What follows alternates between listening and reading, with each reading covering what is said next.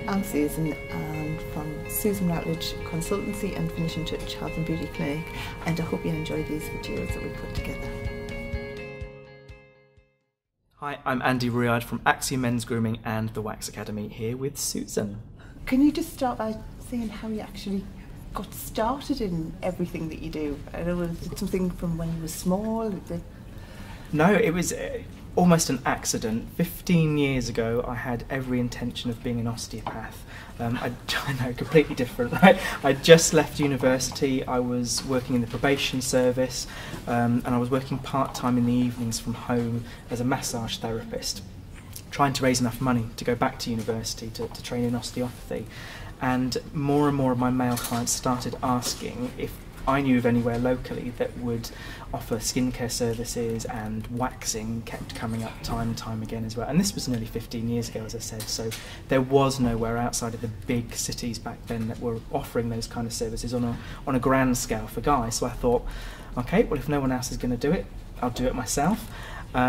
Really struggled finding somewhere that would train me as a guy in the industry to get into the beauty therapy back then. Fortunately, that has changed. Eventually I trained with a fantastic lady called Helen McGuinness down in Southampton, obviously very well known in the industry, and she set me on the path. So I started offering the waxing services from home. Eventually it got so busy that I packed in the day job at the probation service, set up the salon in Basingstoke. That was 10 years ago, and the rest is history. Soon discovered that beauty therapy was much more exciting than osteopathy, so I didn't look back. So then did you just drop the osteopathy side? Completely, yeah. I absolutely love the beauty industry. It's such a great industry to work in. The people are fantastic, very, very inspiring, and I love working with the clients as well. So there's always something new coming along, and that's what keeps it interesting.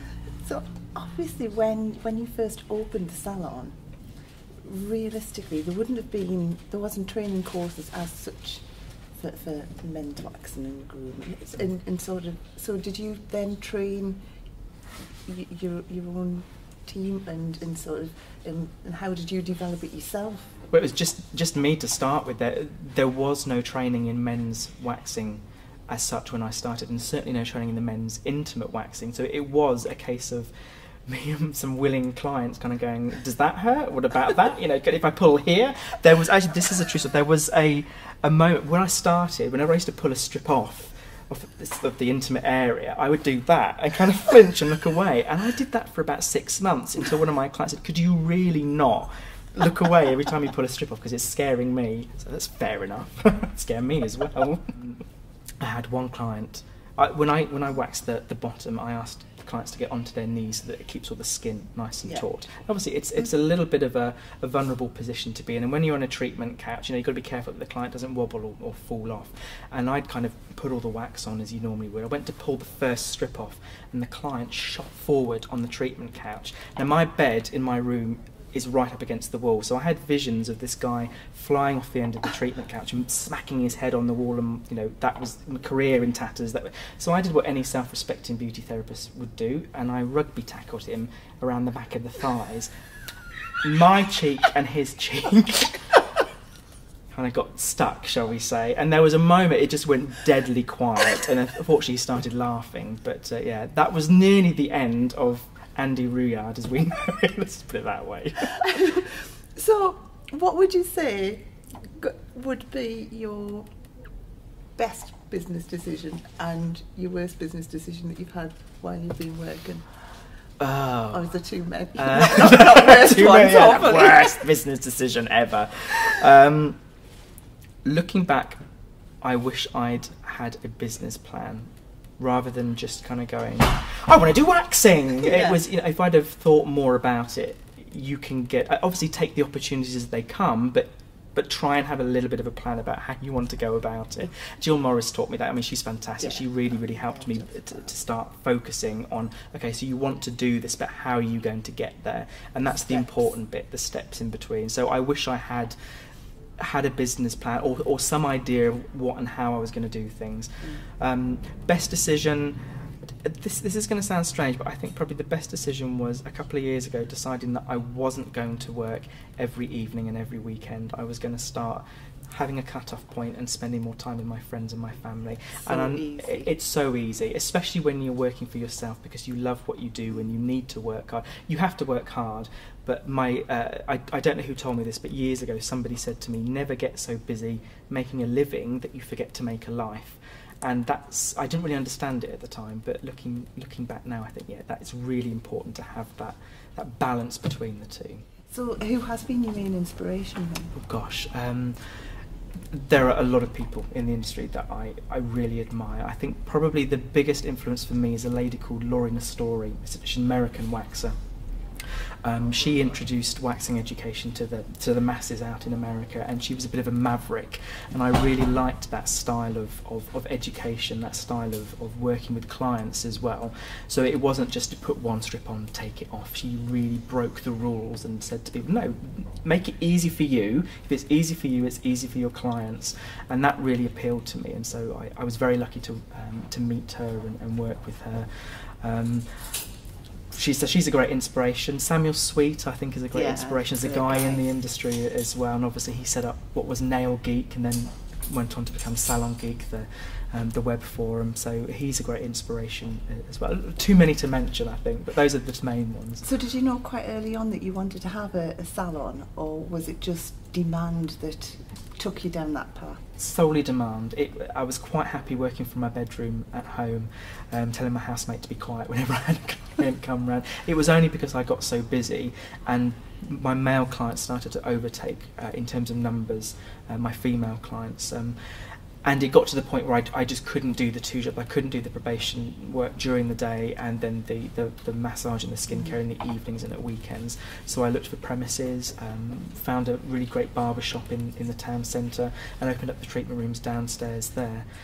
I probably lost half of my client base when I went from home-based to being salon-based, because the guys that were coming to see me, they liked that discretion that a home-based salon or a mobile salon offers. But obviously more than made up for that over time with the salon clients. But that's why I always say to people, there's a client out there for everyone, regardless of whether you're home-based, salon-based, spa, gym, mobile. The clients will find you, providing you market yourself properly. And obviously you started and then became really good at it. Then in some ways you're now like known as the expert in it. At what point did you then decide, I just want to do this really, really well and start moving into other things as well? Well, it's a strange thing, because my dad always used to say to me, if you're going to do something, do it well, otherwise there's no point doing it. So that's always been my driving force. That I like to be really, really, I mean, everybody does, doesn't everybody like to be really, really good at something? But I have a problem keeping my mouth shut if I see things that I think could be done in a different way. So that the only reason I got involved in the education was because I got a big gob, basically. And I was on the Salon Geek website and I was networking with other therapists, and we were helping each other out, and we were just sharing techniques. And I ran a couple of classes for people who wanted to know how to use the new generation of hot waxes that had just come out. And I just really enjoyed the education side of things, and enjoyed working with other therapists and learning from them, and they seemed to like the classes. So again, it was more of an accident than premeditated, thinking, right, I'm going to set myself up in business as a beauty therapist, then I'm going to specialise in waxing, then I'm going to go into teaching, then I'm going to go into product development. It's all been just following the flow and enjoying it and keeping it interesting. That's really important. So now do you have more focused plans, or do you still tend to, as an entrepreneur, go with the flow of what's...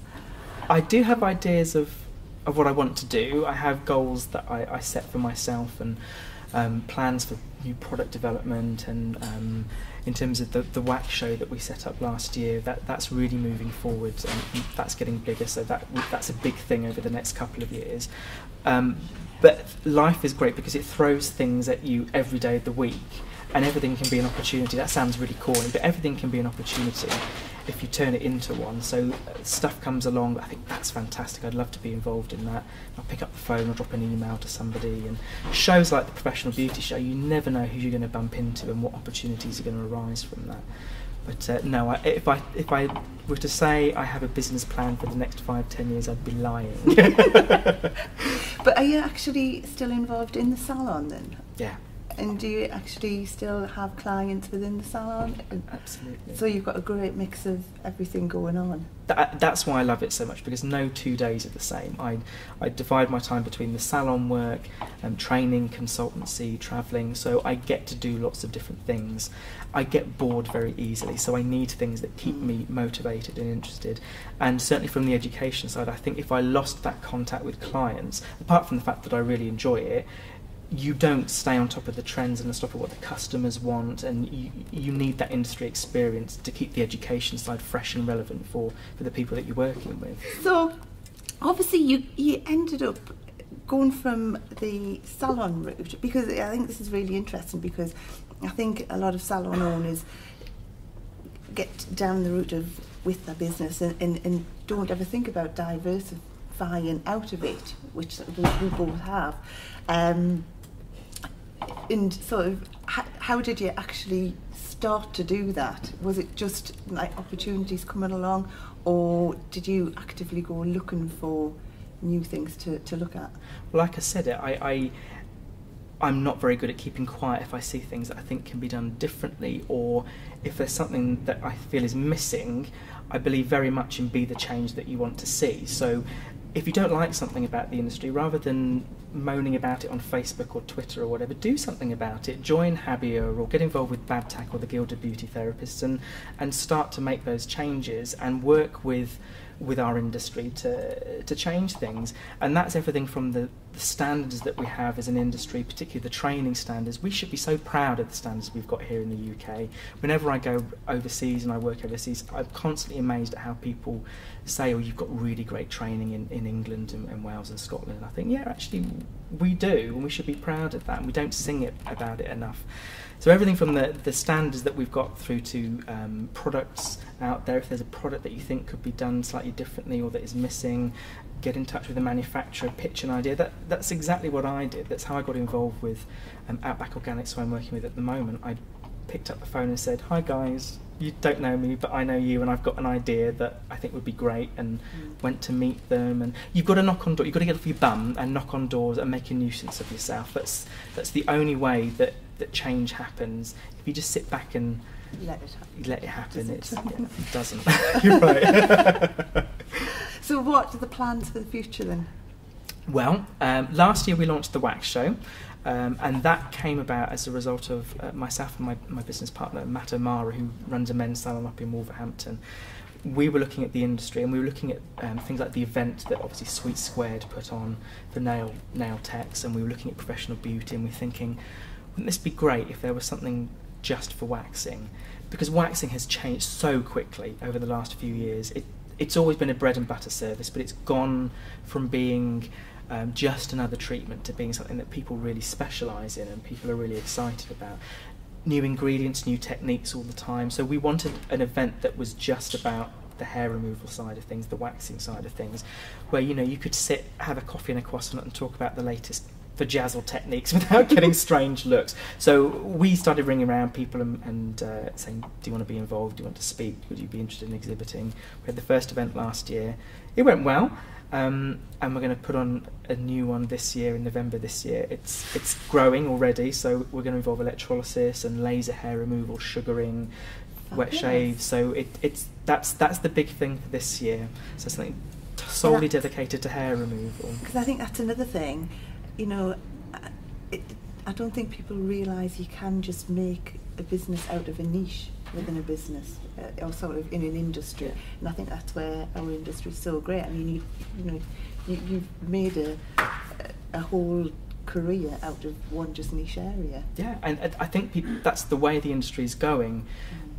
There is obviously still room, there will always be room for salons that offer everything to their clients, and clients do want to go somewhere where they can get all the services. But what we're seeing is more and more businesses and more business owners setting up in that niche market and specialising in just one or two areas that they can really excel at.